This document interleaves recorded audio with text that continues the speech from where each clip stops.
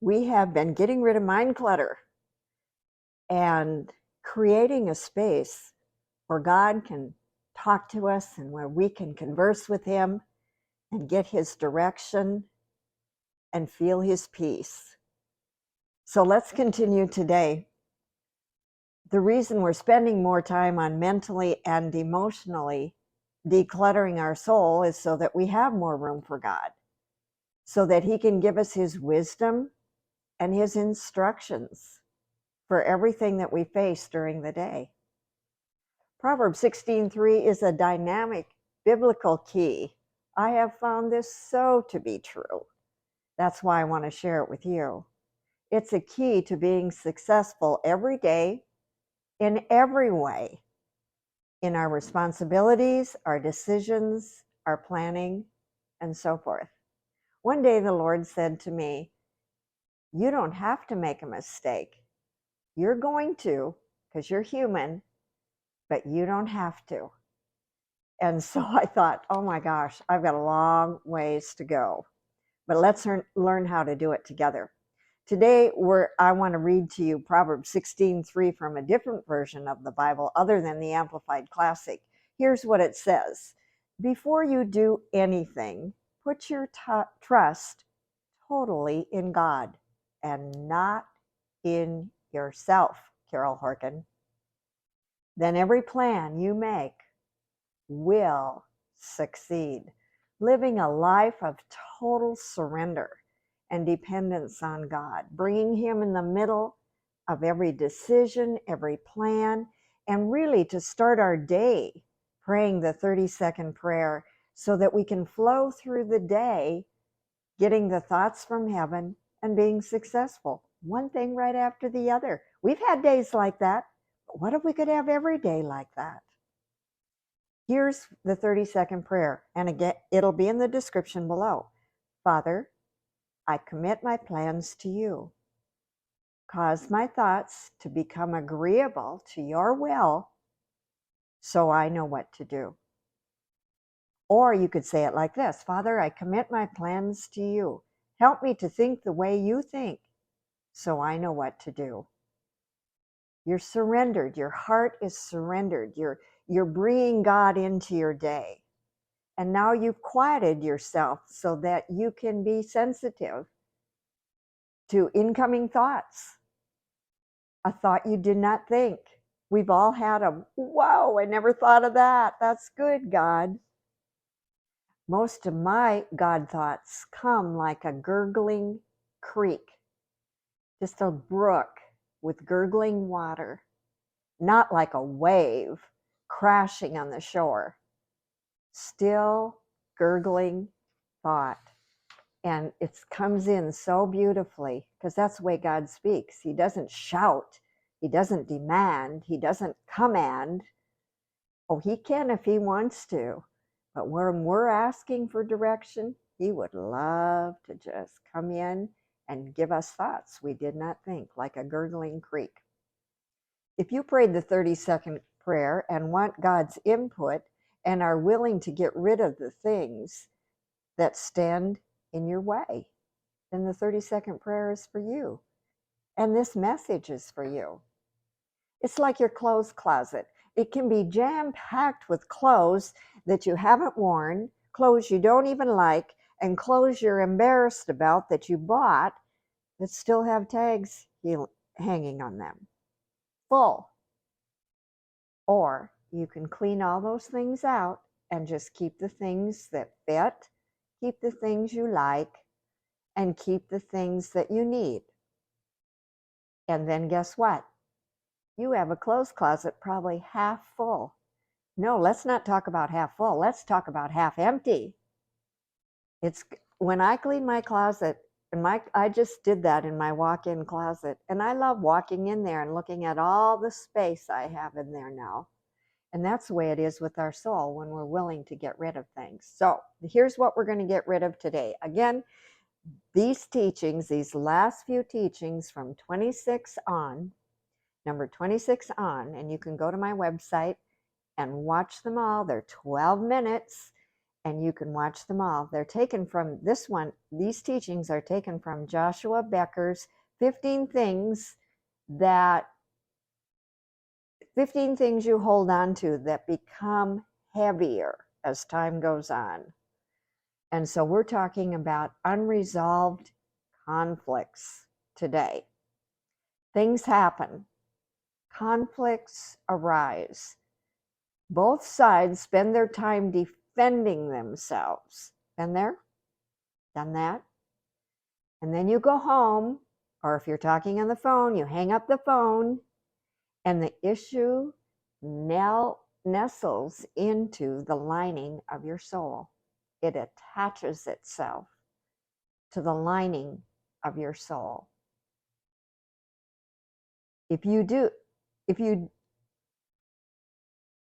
at first it's kind of raw, but as time goes on, you just have to manage it. When you see that person again, maybe I'll go down another aisle in this grocery store, 3 aisles over, so I can avoid them. Or you have to go to a family gathering. I'm going to sit at the kids' table. There's no way I'm going to get into a conflict or having to even talk to that person. You know, that takes a lot of bandwidth to manage your soul if it's all cluttered. You have to try to keep it in order, and guess what? It gets out of order and things are said, attitudes are had, beliefs are displayed, and you've got a mess. So how about if we just cleanse our souls, declutter them, get rid of them? I'm going to show you how, biblically. So when you have that clutter, Joshua Becker says, deal with it right away. Deal with it honestly and directly as you can, but do it in love. Do not let it into your soul so that you have to carry it around for days, weeks, and maybe even years. We don't always agree with everyone all the time. Two people can see things different. I call it like, here's the mountain, and I'm on this side, and the other person is on this side. Here's the mountain. I over here am trying to explain to this person over here what I see on my side of the mountain. Now that person disagrees. They're over here and they're trying to tell me how they see the situation. But what if we surrendered, both of us, surrendered that to God, who's way up here and can see both sides of the mountain, and say, Father, cause our thoughts to become agreeable to your will. How do you see this, God? You know, we would have that situation resolved in a family, in a church, in your job with your coworkers, wherever we are, if we would surrender. But that's not, we've got flesh and we don't want to surrender. We want to defend, and we want to try to convince that other person that we are right. So here's what we do as a Christian. If we feel it cannot be resolved, we can just say, I think we're going to have to agree to disagree. And if you're Christians, you can say, let's just submit this whole thing to God and ask for His direction. It's okay. We can be friends, and we just have different perceptions. We see things differently, but let's just agree to respect each other. Now, that other person may not want to do that. But I learned in this whole 30-second prayer over the last few years, I have learned the only person that I really have control over is my own self. So I have to do the right thing no matter what. You've done the best you can to maintain the peace in the face of conflict. So let's see what the Bible has to say about this. 2 Timothy 2:24 says, a servant of the Lord must not quarrel, but must be kind to everyone, be able to teach, and to be patient with difficult people. What version of the Bible does that sound like? New Living Translation. Here's what Romans 12:18 says. Now this time I'm going to use the NIV. These scriptures will be in the description below.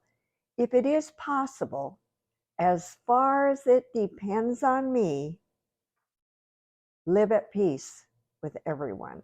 I can't control anyone else, but I can be at peace with everyone with God's help. Hebrews 12:15, again in the NIV. See to it that no one falls short of the grace of God, and that no bitter root grows up to cause trouble and defile many. In other words, get rid of that thing that's nestled on the lining of your soul that wants to pop up and destroy relationships.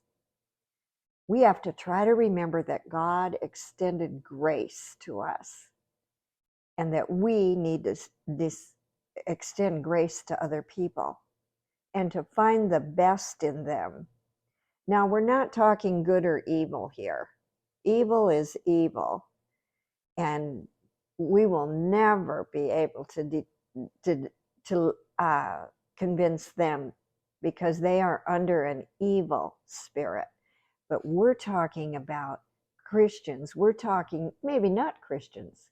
Maybe someone in your family is not a Christian, but how can you as a Christian be a witness? I personally want my goal to be that I can go anywhere and never have to worry how I'm going to react when I see anyone. In fact, because I've resolved the issue, because I've directly and honestly confronted the issue with the person and resolved it within my own soul, then I can go anywhere, and no animosity is going to come up inside of me. And so we can move about freely. That's the freedom God wants us to have. See, the enemy is all about division, and God is all about extending grace and our being at peace. So I just want to say, when you have a difference, address it honestly and directly, and then agree to extend grace and to love each other and look for the best in each other, no matter what. So if you want more teachings along these lines, go to my website in the link below. I have 72 12-minute videos on there about how to apply the 30-second prayer, thinking the thoughts of God, and being successful in every area of our life. So there's 72 videos on there for you to enjoy.